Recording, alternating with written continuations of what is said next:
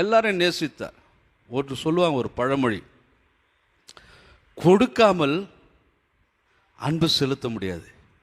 நான் உங்ககிட்ட அன்பாக இருக்கிறேன்னு சொன்னால் எப்படி அந்த அன்பு வெளிப்படும் அப்படின்னு சொன்னால், எதையாகிலும் நான் உங்களுக்கு கிரயமாய் கொடுத்தால், எதையாகிலும் உங்களுக்கு செலுத்தினால், எதையாகிலும் உங்களுக்கு கொடுத்தால் தான் அந்த அன்பு வெளிப்படும். அல்லேலூயா, அல்லேலூயா. நான் சொல்கிறது உங்களுக்கு புரியுதா? நான் உங்களை அன்பு செலுத்துகிறேன், உங்கள் இடத்துல அன்பாக இருக்கிறேன்னு வார்த்தையில் மாத்திரம் சொன்னால் போதாது. அது கிரியையை காட்டணும், அது கிரியை வடிவத்தில் கொண்டு வரணும். நீங்கள் கஷ்டப்படும் போது அந்த கஷ்டத்தில் நான் பங்கு கொள்ளணும்.